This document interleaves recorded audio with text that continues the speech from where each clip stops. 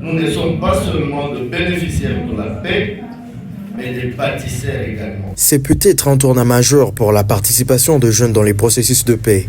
Un atelier de 2 jours consacré à la collecte, à la compilation et à l'analyse des données en vue de l'élaboration du plan d'action provincial de la résolution 2250 s'est tenu à Bunia du lundi au mardi 6 novembre dernier. Une cinquantaine de participants y ont pris part. Ceux-ci sont venus des différents coins de la province de l'Ituri. À l'unisson, ils ont salué une session jugée enrichissante, estimant qu'elle a permis de renforcer leur maîtrise des outils nécessaires à la préparation du futur plan d'action. Les 2 jours étaient bénéfiques parce que nous avons reformulé des actions concrètes que nous allons pouvoir mener dans la province de l'Ituri.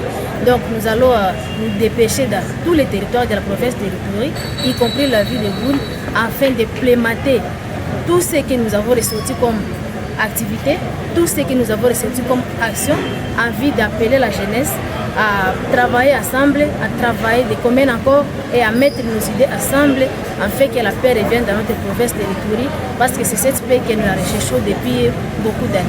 Pour Deogracias Bungamuzi, président du Conseil provincial de la jeunesse, cette initiative permettra de changer la donne en Ituri. Ce qui importe aujourd'hui, c'est l'apport des jeunes dans la consolidation de la paix. Qu'est-ce que nous, les jeunes, pouvons faire pour que nous ne soyons pas seulement des acteurs des crimes, mais que nous soyons des ambassadeurs de la paix? Notre apport est aujourd'hui sollicité. Nous voudrions que chaque jeune puisse prendre l'élan dans ces traits qui viennent de démarrer. Fabrice Tibassima, expert et co-facilitateur de la résolution 2250 en Ituri, pense que cette démarche nécessite un accompagnement de la part des décideurs, tant au niveau provincial que national. Vous savez que le contexte de notre province actuellement, les jeunes sont impliqués dans les forces et groupes armés. Il y a aussi des jeunes à risque qui sont tentés d'aller dans des forces et groupes armés.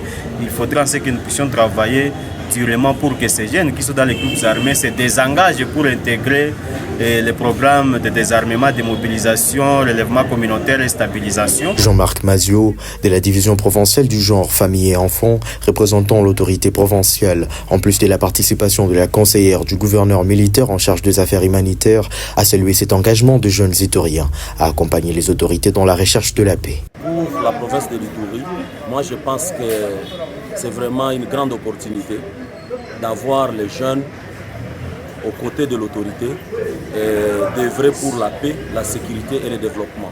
Donc nous tous, États responsables, nous devons nous approprier cette initiative et encourager notre jeunesse à œuvrer pour les changements positifs. Pour les organisateurs, les acquis de ces 2 jours constituent désormais une base solide pour les travaux techniques à venir en vue d'un plan d'action provincial, réaliste et opérationnel.